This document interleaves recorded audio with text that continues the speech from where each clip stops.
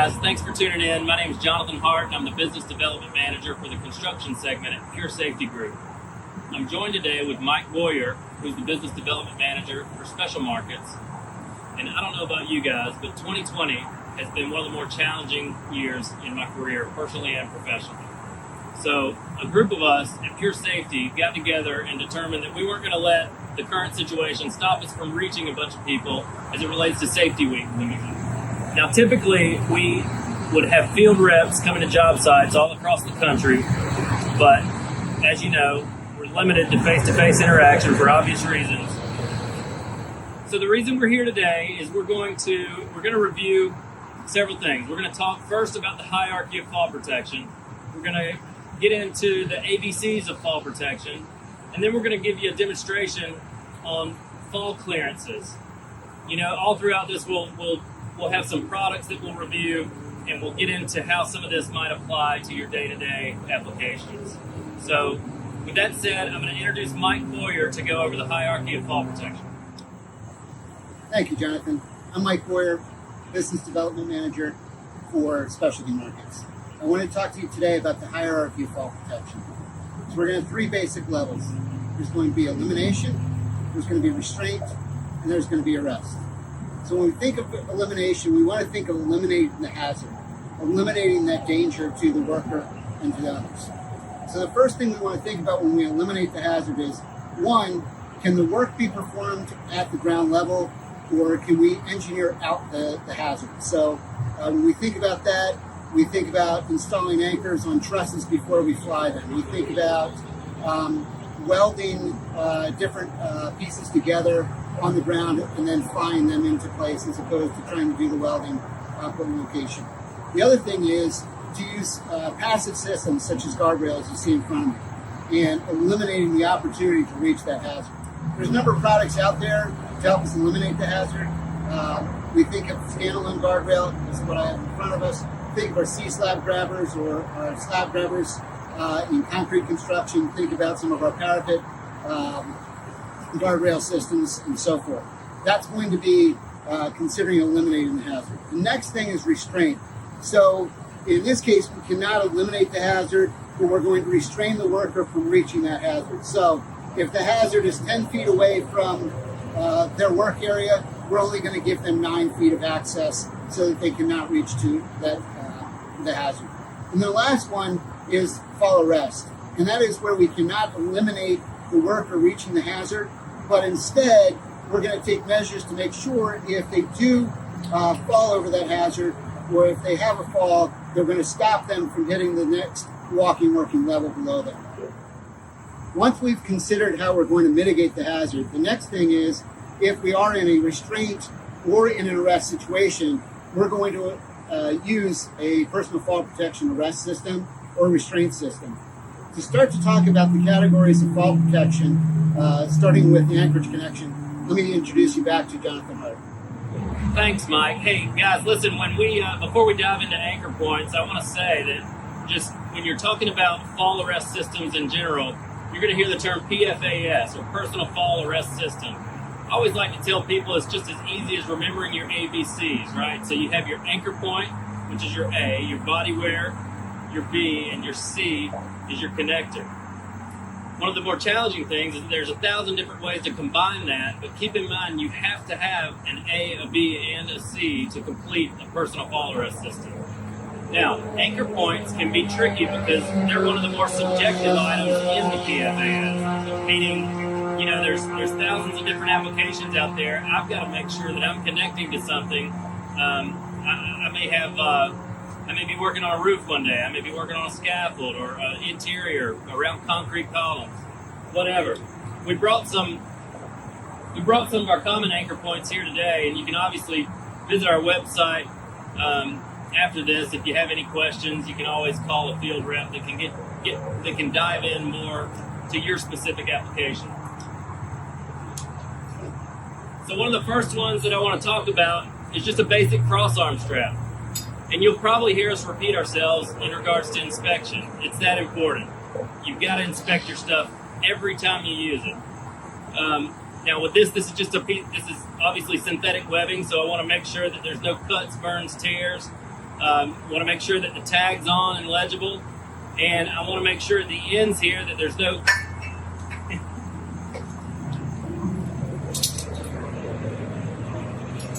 and I want to make sure at the ends here that there are no cuts here and that the hardware is intact.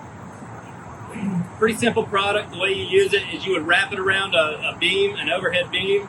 You slide the small D-ring through the large D-ring, and then your connectors would go on the end here.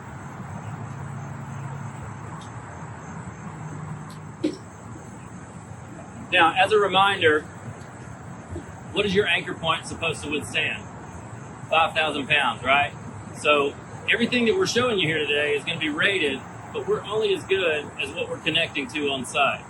So if there's any question that your anchor point can withstand 5,000 pounds, it's very important to go reach out. There's tons of people on site. You can reach out to your safety manager. If there's still a question, go to the project engineer, project manager. Make sure that you're comfortable with what you're connecting to.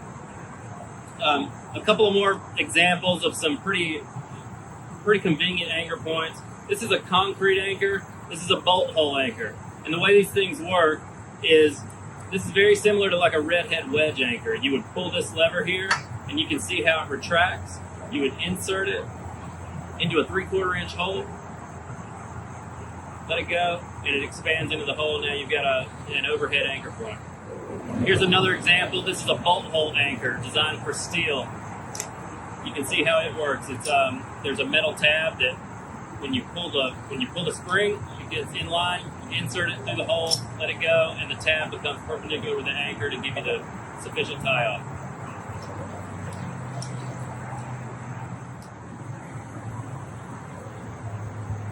All right, so I brought one more thing to show you, and in general, when you're looking at installing your anchor point, it's always good to try and position the anchor point directly overhead if possible. And this next item kind of gives you the best of both worlds with mobility and positioning that anchor point overhead. And what I'm talking about are horizontal lifelines. So we have rope systems, we have cable systems, depending on application and preference. But the way they work is I brought a simple rope lifeline with me today, and what I'll do is if I had a steel or a concrete beam, vertical beam, I can take this cross arm strap, these come in different lengths, I can wrap the beam, I can connect the horizontal lifeline to one end of the beam, and then from there,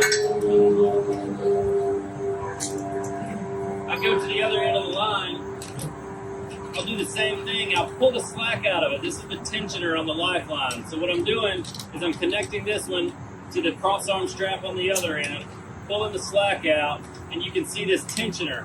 So I'll tighten this until the slack's out of the line, it'll start slipping. It tells me when it's ready to use. All right?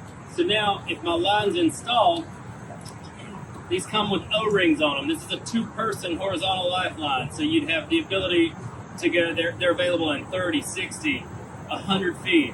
So if you have a need and you're working and trying to cover some ground, it's a great way to have your connector travel along the line with you to keep that overhead. So if you were involved in a fall, you're falling vertically and you're not swinging.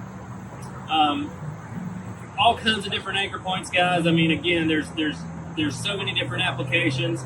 If we didn't talk about yours today, please continue to reach out to us, and we're happy to dive in specifically with you to help you find out how to make your jobs easier. Moving on, we'll go to the body wear of the personal fall arrest system, and we'll bring Mike back to talk about harnesses. Thank you, Jonathan. We're now going to transition to body wear. So this is going to be our harnesses that we're wearing. A number of years ago, OSHA outlawed the use of body belts for arrest or restraint at heights. So we're now into the full body harnesses. And that's what we're going to talk about now for a period of time.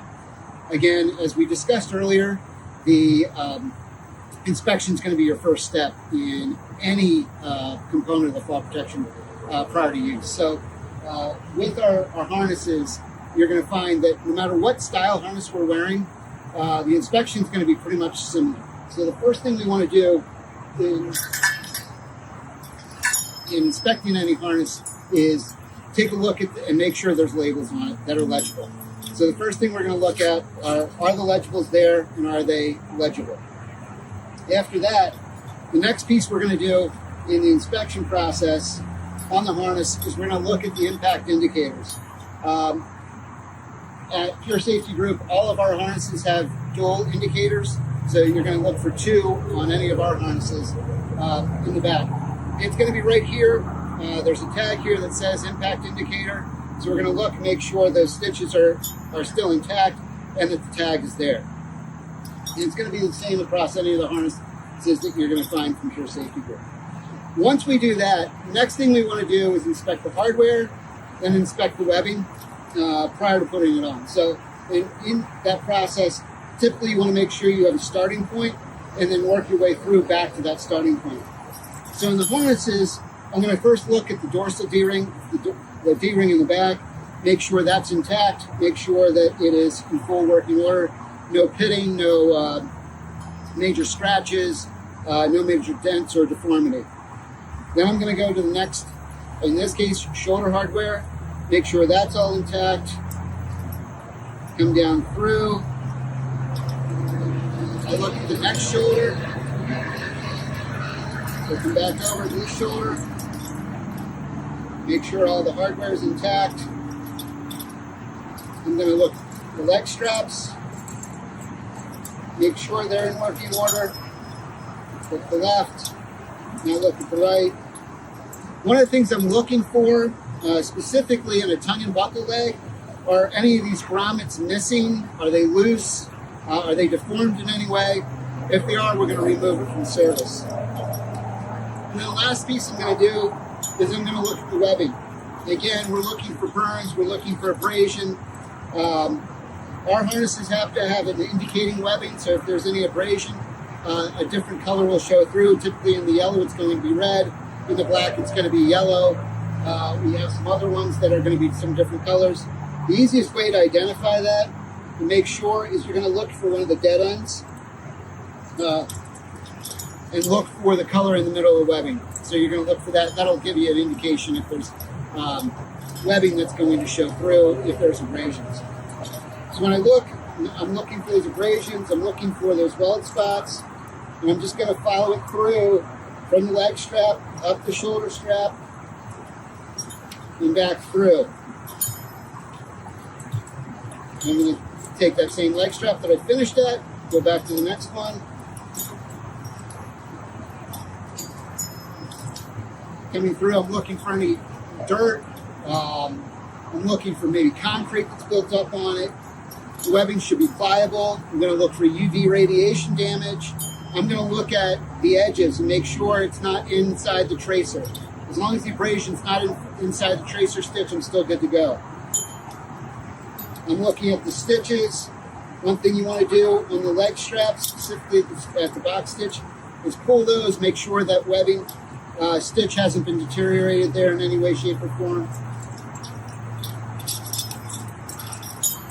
Once it passes inspection, the next thing I'm going to do is there's kind of 2 ways you can look at this. Is this a harness that you've worn traditionally, that you own, that this is your personal harness, or is this a brand new harness? And the process for dyeing the harness is going to be a little bit different depending upon if it's a brand new harness or it's your own personal harness that you've had complete control of all the time. If it's a brand new harness, the first thing you want to do is make sure that all the adjustments are played out completely. You want to start as fresh as possible with the adjustment of the harness. Okay? Once you do that, you're going to put it over your shoulders.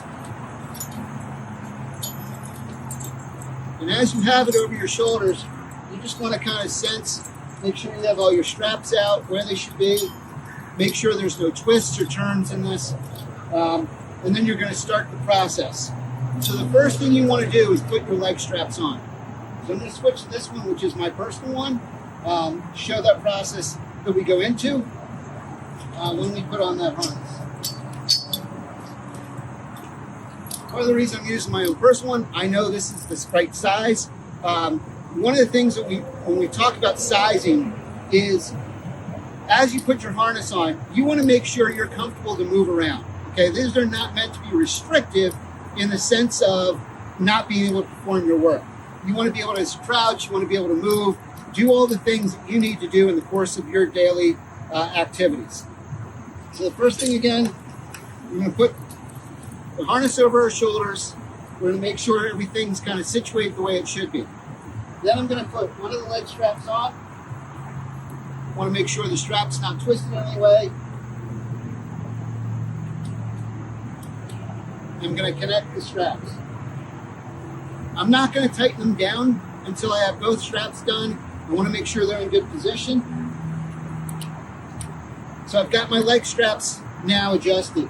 So one of the things I'm going to do to make sure that they're snug enough but not too tight, I want to be able to reach across and get a flat hand in without being able to make a fist.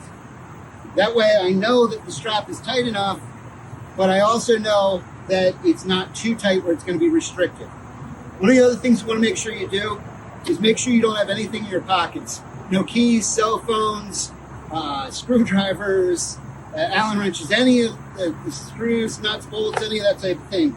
I've heard horror stories of those having to be surgically removed if they're in a pocket and somebody has a fall and the strap gets ranked up. Whatever's between the strap and your leg has the potential to impact your leg. So again, I've got my leg straps adjusted properly. The next thing I want to do is I want to connect my chest strap and make sure that's good. One of the things we get a lot of questions on is how tight should the shoulder straps be, the chest strap, and so forth. So you can fit a fist in between your shoulder strap. So flat hand leg, fist in your shoulder strap, and you just want to make sure you can't pull your shoulder strap off your shoulder.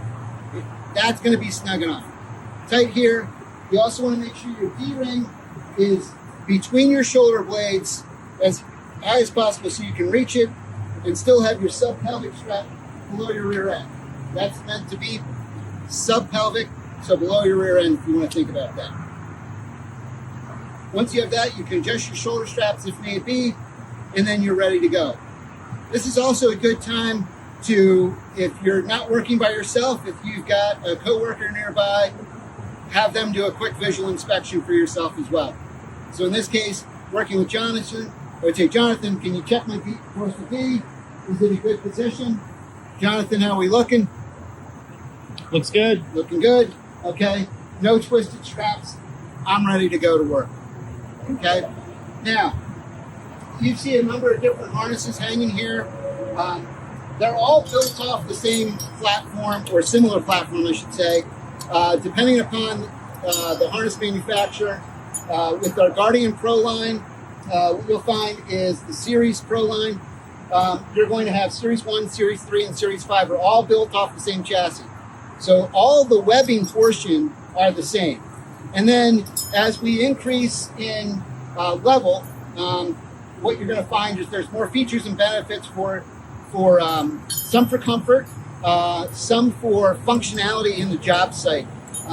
So when you think about the harness and you think about safety factors, all harnesses are built to a minimum safety factor. At Pure Safety Group, all of our harnesses are fully tested, fully compliant with all the standards, both OSHA and ANSI. And then as you start to look at some of the features and what benefit they create to the wearer, as you increase in the series number, so Series 1 to 3 and 3 to 5, or you go into our Explorer series, which both Jonathan and I wear, you're going to find there's additional features that either make the harness lighter, a little bit more comfortable to wear, give you a little bit more mobility as far as being able to perform different work functions, but they're all meant around comfort. So as you look to select your harness, one of the things to think about is what's the job I'm performing, how long am I wearing it, and what types of activities do I need to perform while I'm wearing those harnesses. And that should go into one of the key factors in selecting your harness. So now that we've talked about body wear and we've talked about anchorage connection, we're going to talk about the connecting devices. I'm going to pass it over to Jonathan to talk about how do we connect our body wear to the structure or to what we're tied off to. Jonathan, over to you. Thanks, Mike. That was great. So what we've got now is we've basically, in review, we've discussed the anchor point, which must withstand 5,000 pounds. We've got, and it's got to be inspected prior to each use, right? And then we've got the body wear. Again, we're going to inspect this each time we use it. You want to make sure your chest strap's snug, you got your leg straps snug. And then to bring the system together is the last piece of the personal fall arrest system, which is the C, or the connector. So, what I had, this is just an example of one of our most common connectors, and it's a 6-foot lanyard.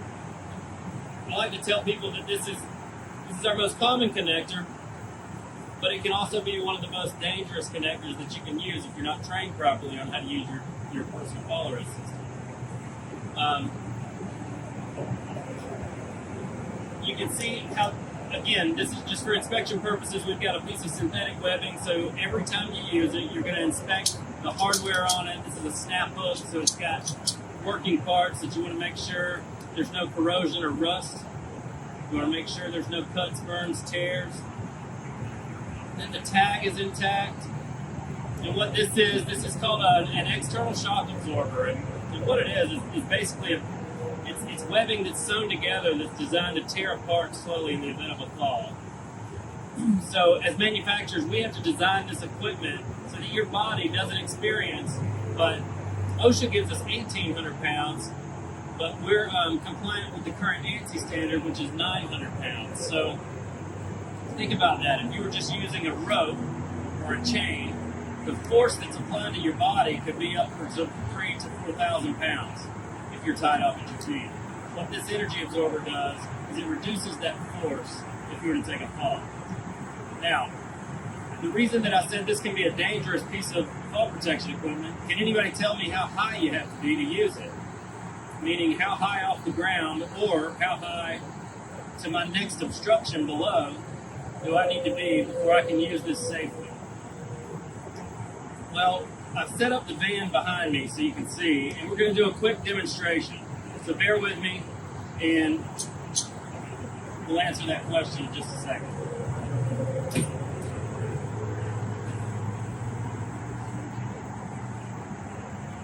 So the top of the rig here is roughly 13 and a half feet. The weight would obviously simulate a person, and the D-ring, you can't see it now. When it drops, you'll be able to see where the D-ring would be if someone were to take a fall. So we're going to drop this in 3, 2, 1.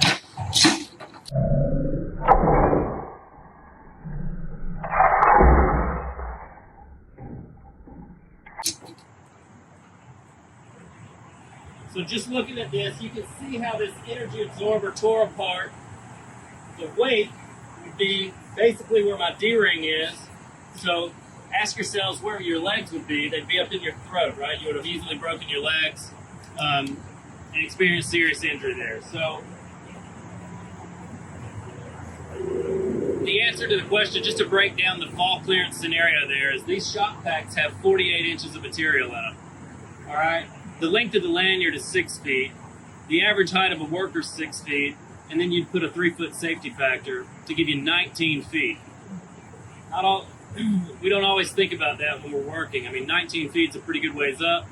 So I would ask, think about that in your day-to-day. Are you using a 6-foot lanyard? Well, yes. Well, am I always 19 feet above the ground? That's up to you to answer. But anyway, what we'll do is I always like to ask groups, like, what are our options if we don't have the 19 feet? In a lot of cases we don't. What are our options? Like, we could use a shorter lanyard. We have 3-foot lanyards. We could raise our anchor point, but both of those options kind of limit your mobility. So one of the things that we'll do in a second demonstration is we'll talk a little bit about self-retracting lifelines, which is another style of connector. It's basically designed to lock up in the event of a fall. So you can see right here, this is a 6-foot web SRL, and it's got a braking mechanism in it so that if I were to experience a fall, it would lock up, kind of like a seatbelt on a car. So what I'll do is bear with me 1 second. We'll come right back. I'm gonna lower this down. I'm gonna reset it with the SRL, and we'll see what happens. All right, so we just did the demonstration with the 6-foot lanyard. You can see I've reset the rig here to include one of the self-retracting lifelines. So basically, if you can't tell, this is a 6-foot Webb SRL called a GR6. It's set up there. Same scenario. He's about 13 feet high. And what we'll do is we'll do the same drop in 3, 2, 1.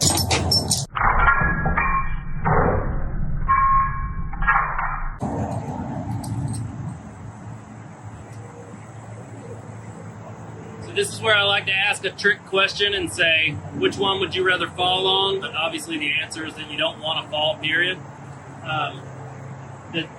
However, the GR6, you can tell how it locked up immediately. You've clearly got the fall clearance needed, and it proves to be the safer solution in this scenario.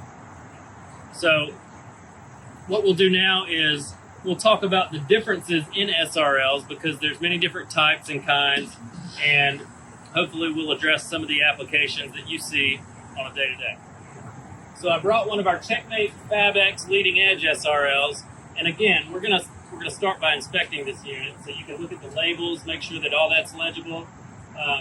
You want to pull out the cable to make sure there's no frays, rust, any sort of degradation whatsoever that would compromise the strength of the cable. And here we have, you can see we put a shock pack on the end of it, and that's basically sort of the premise behind leading edge. I mean, the shock pack was designed to limit the force to the cable, kind of like the shock pack in the lanyard we talked about was designed to limit the force to your body. When the cable comes in contact with a leading edge, it experiences a great deal of force that could sever it on standard SRLs that don't have the shock pack integrated. So you can see this is a great unit. This is an overhead cable SRL. Now the cable's in place just for harsher conditions, but you always want to use it overhead because it doesn't have the integrated shock pack on it. Now, one of the things that we did that's kind of unique is we took the shock pack and we put a hard cover over it. I mean, obviously when we're in construction sites, the site conditions, these units are exposed to harsh conditions in a lot of cases, and this plastic cover gives it a lot more life than just the nylon or Cordura covers that you used to see.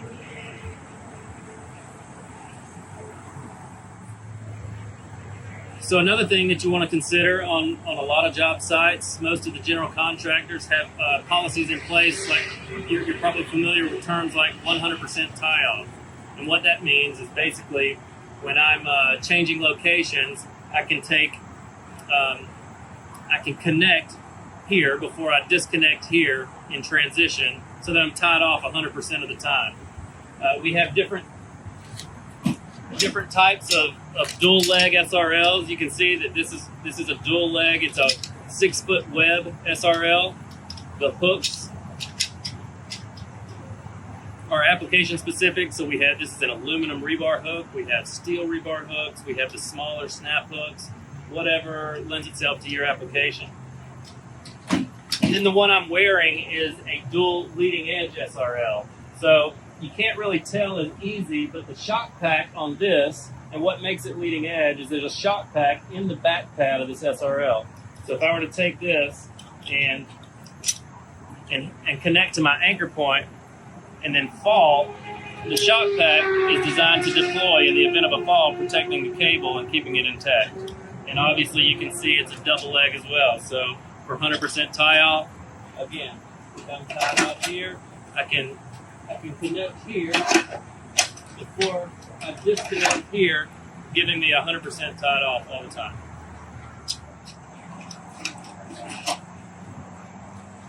So guys, this is normally the part in the presentation where we would take questions. We've covered anchor points, body wear, connectors. I want to remind everybody that there are still some really important topics left out there, like rescue. I know Pure Safety Group is putting on several different training sessions, including rescue, including some unique tool tethering items that you can talk through as it relates to dropped object prevention. Really want to thank everybody for chiming in. I'll leave you with one thought. One of the things that stuck with me as it relates to fall protection and why we wear it. Fall protection is the number one cause of death in construction today. I was in a training class one time and we were talking and asking why people do wear fall protection. And it really hit home with me. The guy drew a circle. He said, why do you wear fall protection? And some of the answers that we came across were either, my boss makes me, or I'll get fired if I don't. And then he followed that up with, well, what are some things we like to do? Now, you heard people talk about spend time with their family, fishing, golfing, whatever it was. He flipped the script and said, listen, if these are the reasons that we wear fall protection, we're going to want to wear it, and we're going to want to find the right products for the right applications. And for me personally, that kind of stuck. And I hope that what we covered here today, that everybody can take one or two things with them and use it so that we can all make it home to our families safely. Have a great week, and thank you for tuning in to Pure Safety Group.